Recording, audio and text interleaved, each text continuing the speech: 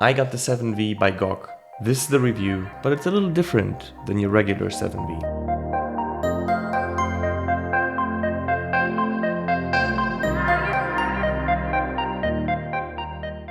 Up YouTube, welcome back to a new video on the channel. My name is Max and today we're taking a look at the 7V by GOG custom mechanical keyboard. This is a 75% keyboard with an absolute premium price tag, and the group buy ran in late 2020. I got this off of Mac Market on Reddit in nearly perfect condition, and the PCB was soldered only once. And the initial build was plateless with OP blacks that I really enjoyed. This is a 4-piece keyboard, top housing, bottom housing, PVD coated back piece, and PVD coated 7V logo on the front. It is held in place by 8 screws on the back and 3 additional screws for the back piece inside the case. Overall design, especially in navy, is extremely classy, and the combination with the PVD coated pieces looks phenomenal. The soldered PCB is a leaf spring design by Wilbertech, has VIA and QMK support, that has a very flexy typing feel and supports, or better to say encourages you to use it without a plate. It also features a daughter board and no RGB. A poly plate included, and I also ordered an aftermarket alu plate plus a hot swap PCB to test out different plate and switch configurations, but I still have to wait for the PCB. No foam for the case and only switch pads installed on the PCB, and as the keycaps we got GMK, white on black, katakana, switches are gator on lines, looped and filmed.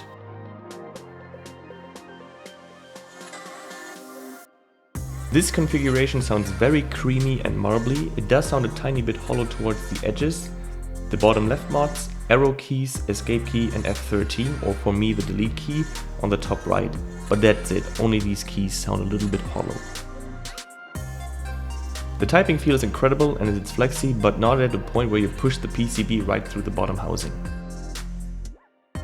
On some keys you can feel the bottom out and vibration from the case, which was odd in the beginning but very satisfying once I got used to it.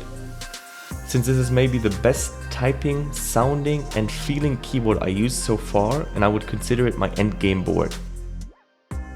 So I did a stupid thing. I got it painted in a custom glossy and matte jet black colorway.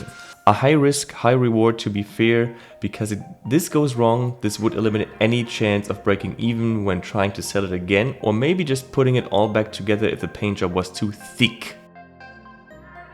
But luckily enough, this came out great, although there's one slight flaw on the left side next to the control key, but besides that it is as I hoped it to be and nearly perfect. An expensive experiment on a very expensive board, but since I thought about keeping this keyboard, it's a decision I do not regret.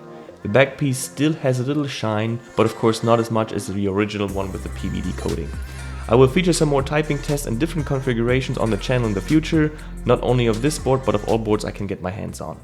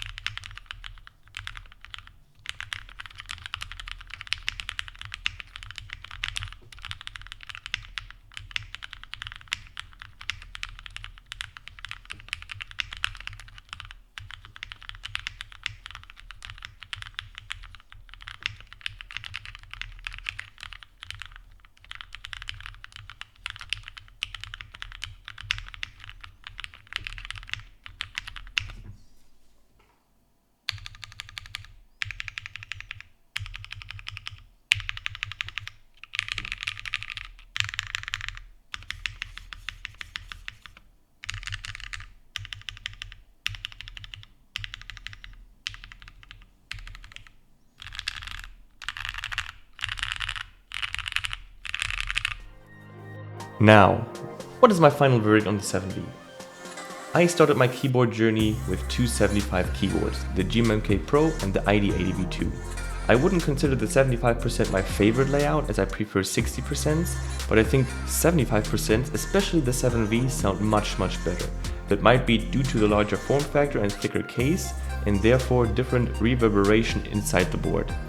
Being totally aware that this keyboard is out of a lot of people's price range and really for the enthusiasts or collectors that can spare a pretty penny, I would still do the purchase all over again. I paid 800 US on Mac Market and 200 US for the paint job, including switches, keycaps. This is a total of 1200 US for an endgame worthy custom mechanical keyboard that does not lack anything. Question is, would I recommend this keyboard to anyone? Yes and no. No, if you have to go to the aftermarket. I learned from a lot of keyboard enthusiasts and my own experience, no keyboard is worth the overpriced aftermarket. But this is not the fault of the board. If you would be able to get this in around 2 group buy for roughly 450 US and you are deeper into the hobby, go for it. If you just started into the custom keyboard hobby or you look for an alternative, I would recommend the GM&K Pro, the Keychron Q1 or something like the ID80 V2 by Autobau. There are also some pretty cool and pretty nice pre-built keyboards, but I would get into that in another video. What do you think of the 7V? Is the hype and praise valid or is it overhyped? Leave in the comments what you think of the 7V and also leave your endgame keyboard config. I'm really looking forward to all your responses and what your endgame keyboard would look like. Also, thank you for all the support here on YouTube. I know I took a little break, but now I'm back. I have content lined up, and really make sure to subscribe to the channel because I have a really awesome setup tour update for this summer coming in the next couple of weeks. Leave a like and comment for more content very soon. Also check out my Twitch channel where I do co-working streams, some podcasting, and sometimes I build keyboards too. That's it for me, and I'll see you in the next one, and I will cue the music. Bye.